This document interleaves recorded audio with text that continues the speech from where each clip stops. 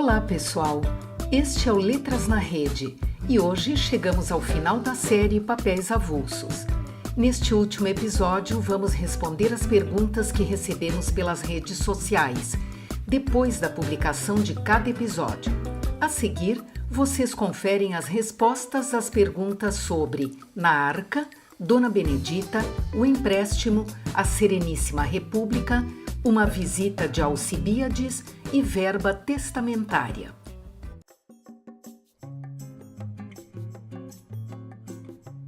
A primeira pergunta é sobre o conto Na Arca e a Jéssica vai responder a pergunta que o Davi Lopes deixou no YouTube. Por que Deus queria acabar com todas as pessoas da Terra e salvar apenas Noé, sua família e os animais? Que ótima pergunta, David! Adorei! Então, vamos à resposta. No início do conto Na Arca, já estabelecendo uma relação muito grande com o texto bíblico, nós lemos que o Senhor queria dar cabo a toda a carne, pois o mal dominava a terra. Ou seja, ele queria acabar com os seres humanos que faziam o mal, que eram maus, que não seguiam os seus preceitos. A maneira que Deus encontrou para resolver este problema foi recomeçar, fazer o dilúvio e salvar apenas Noé, sua família e os animais. No conto do Machado, não aparece esse critério de seleção de Deus, mas no texto bíblico aparece que Deus escolheu Noé e sua família, pois eles eram muito fiéis, eles acreditavam muito em Deus, não cometiam pecados como as outras pessoas da terra cometiam. Por isso, eles foram os escolhidos para repovoar a terra depois que o grande dilúvio acabasse. Eles eram dignos, justos, corretos. É como se, com o dilúvio, Deus pudesse lavar a terra e mandar embora todo o mal, junto com essas águas.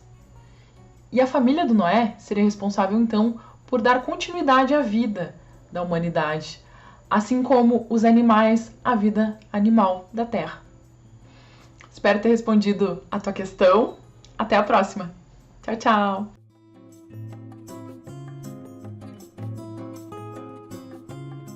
A Ellen vai responder as duas perguntas que a Camila Valcanover fez no YouTube. Como compreender a oscilação do narrador, ora em terceira pessoa, ora em primeira pessoa, ora em segunda pessoa? Você coloca Dona Benedita como uma metáfora do império. De que modo o vestibulando pode chegar a essa conclusão? Nos contos realistas de Machado de Assis, o narrador é sempre muito atuante. Ele se apresenta em primeira pessoa, mesmo no conto que se volta para uma terceira pessoa. E no conto de Dona Benedita, um retrato, isso não é diferente. Temos um narrador que se apresenta e interrompe o enredo para explicar, esclarecer ou interrogar o leitor. É como se quisesse pegar o leitor pela mão, como disseram minhas colegas nos vídeos anteriores. O narrador parece conversar olho no olho com o leitor. Acredito que nesse momento o leitor perceberá a oscilação do narrador. Nesse sentido, a posição do narrador machadiano funciona como um ponto de aproximação ao leitor. O gesto do narrador, a interrupção do enredo, é uma constante no conto e culmina na aparição fantástica da fada que presidiu o casamento de Dona Benedita. Ai, uma moto passando, ninguém merece. Pergunta 2. Vamos ver se agora vai, né, gente? Porque o barulho aqui tá grande. O vestibulando pode chegar a esse entendimento se buscar conhecer o que estava acontecendo naquele momento histórico do século XIX, em que o regime imperial começou a perder controle, período marcado por altos e baixos em função das consequências da Guerra do Paraguai. Tínhamos um poder monárquico que estava em crise e, ao mesmo tempo, a formação do Partido Republicano. A alternância das relações de amizade de Dona Benedita, esse comportamento inconstante, pode simbolizar, sim, a instabilidade política do país, motivada pelas constantes mudanças ministeriais, como é o caso do Ministério Zacarias, por exemplo, que aparece no conto, mas que na realidade existiu e durou poucos dias. Então a personagem pode representar a inconstância e a vulnerabilidade do país. Então sugiro que os vestibulandos também mergulhem no momento histórico para tentar estabelecer relações com o enredo, com o conto. Muito obrigada pelas perguntas.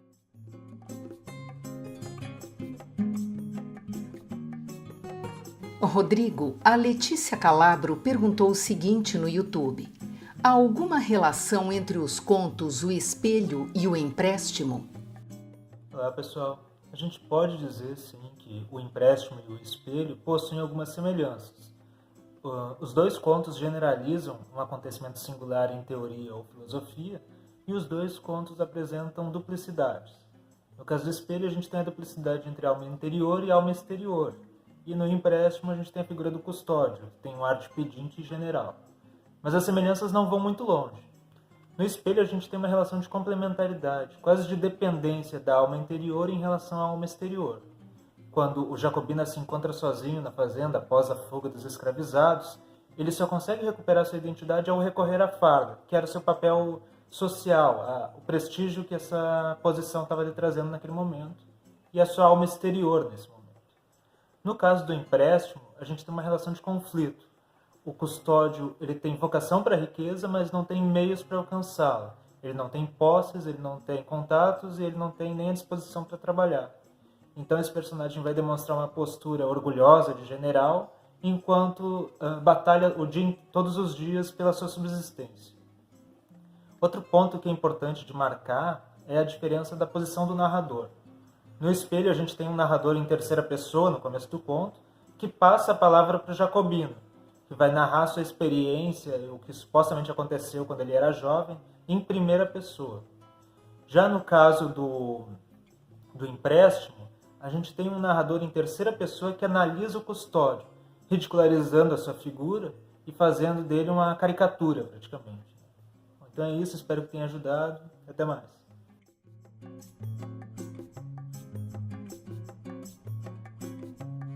Nas caixinhas anônimas do Instagram, o pessoal pediu para falar um pouco mais sobre o que significa a sapiência em A Sereníssima República.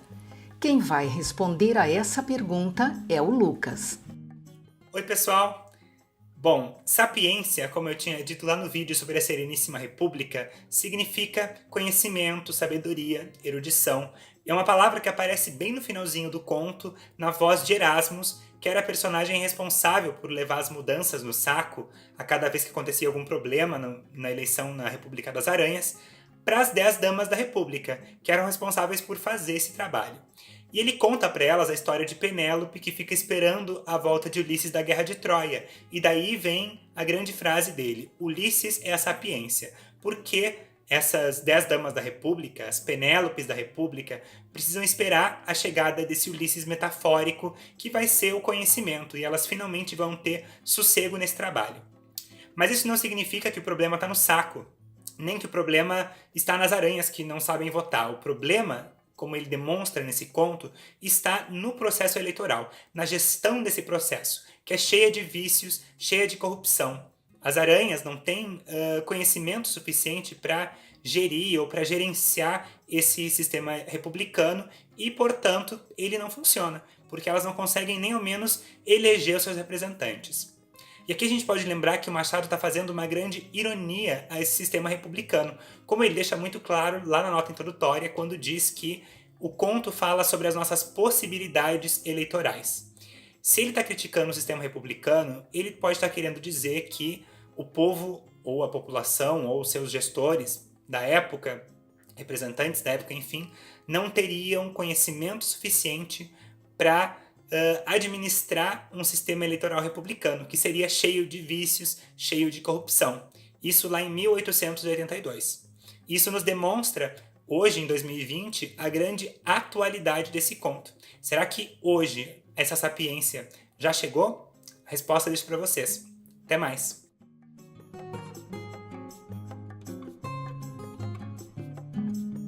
A pergunta sobre uma visita de Alcibíades, que vai ser respondida pela Bruna, veio de um aluno da Jéssica, que é nossa colega aqui no Letras na Rede, e falou sobre o conto Na Arca. O aluno dela quer saber o seguinte: Machado de Assis acreditava ou gostava de espiritismo? Por que nesse conto tem o espírito e em Memórias Póstumas também? Por que ele é considerado realista se gosta dos espíritos? Bom, sobre o Machado de Assis acreditar ou não no espiritismo é um pouco difícil de dizer, porque o que a gente tem nos romances e nos contos é a voz dos personagens e dos narradores, não do Machado. Em Uma Visita de Alcebiades, por exemplo, o desembargador acreditava no espiritismo, mas isso não quer dizer que o Machado de Assis também acreditasse. Mas a gente pode imaginar que o Machado de Assis viu o espiritismo, no mínimo, com um pouco de desconfiança. Porque, como a gente pode notar com a leitura de Uma Visita de Alcebiades, ele trata desse assunto de uma forma bastante irônica. E uma possível razão para que o Machado trate do espiritismo em mais de uma de suas obras é que o espiritismo era uma doutrina relativamente nova no Brasil durante o século XIX e que estava ganhando muita popularidade. Então ela estava sendo muito discutida e debatida. Então o Machado pegou um assunto que estava sendo muito comentado na sociedade e levou para as coisas que ele escrevia. E sobre o Machado de Assis ser considerado um autor realista, mas ao mesmo tempo acreditar no espiritismo, primeiro, como eu acabei de comentar, a gente não pode afirmar que ele acreditava no espiritismo. E sobre ele ser considerado um autor realista, então, ao contrário do que acontecia no romantismo, por exemplo, em que a sociedade era retratada de uma maneira um pouco mais idealizada, o Machado retratava a sociedade de uma forma mais crítica, mostrando seus defeitos e seus problemas. E os personagens criados pelo Machado também eram mais complexos. Eles não eram apenas bons ou ruins, mas tinham defeitos e qualidades assim como todos nós. Então, por mais que o Machado crie, por exemplo, em Memórias Póstumas de Brás Cubas, um defunto autor que vai narrar a história, ele continua fazendo uma crítica à sociedade. Então, nesse sentido, ele continuaria sendo considerado um autor realista. No entanto, é sempre complicado enquadrar os autores em uma escola literária específica. Porque o Machado, por exemplo, por mais que siga algumas ideias do realismo, como o pessimismo e a crítica social, em alguns momentos ele também se distancia do realismo. Os textos do Machado, por exemplo, têm bem menos descrições do que normalmente a gente vê nos textos de autores realistas. E ele também usa recursos que eram considerados fantasiosos pelos realistas, como, por exemplo, um defunto narrando uma história ou um personagem sendo ressuscitado, como numa visita de Alcebiades. Então, por mais que muitas vezes o Machado seja considerado um autor realista, a gente não pode afirmar que tudo que ele escrevia era 100% realista.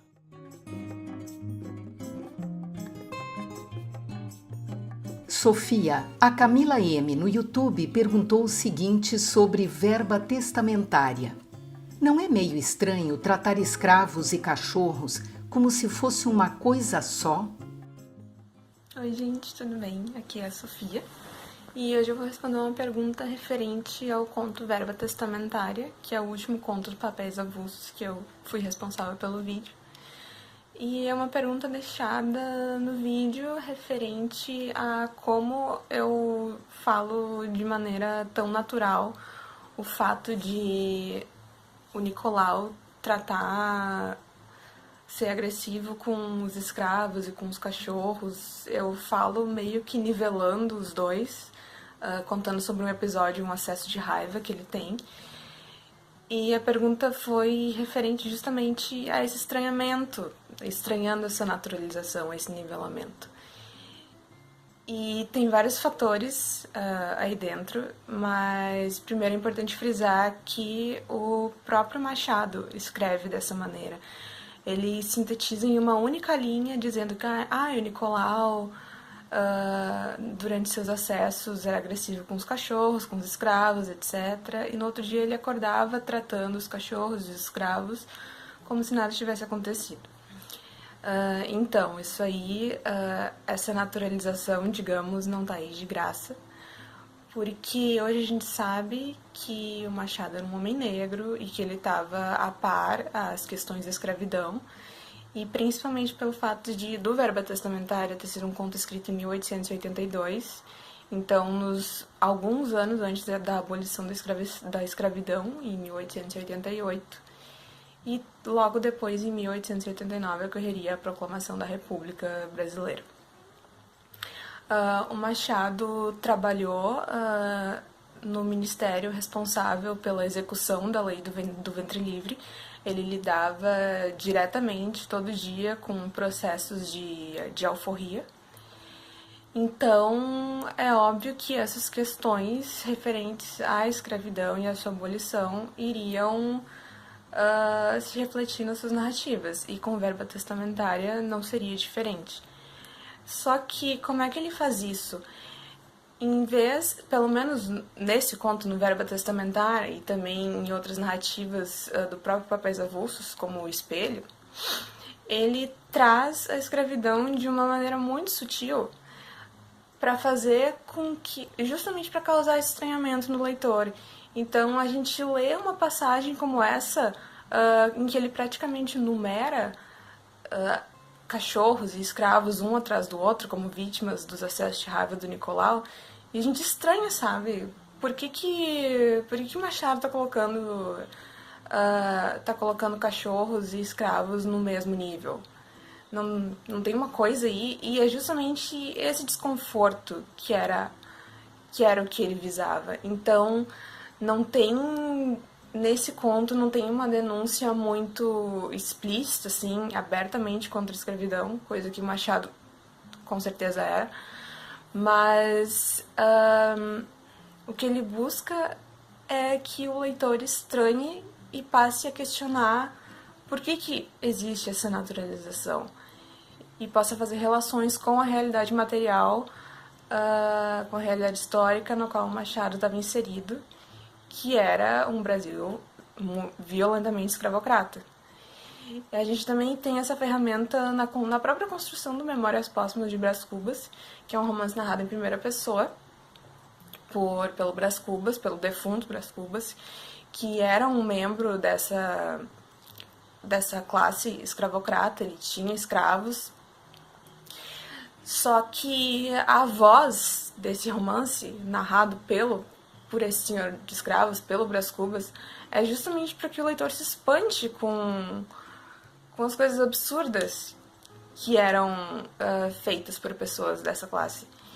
Então é meio que...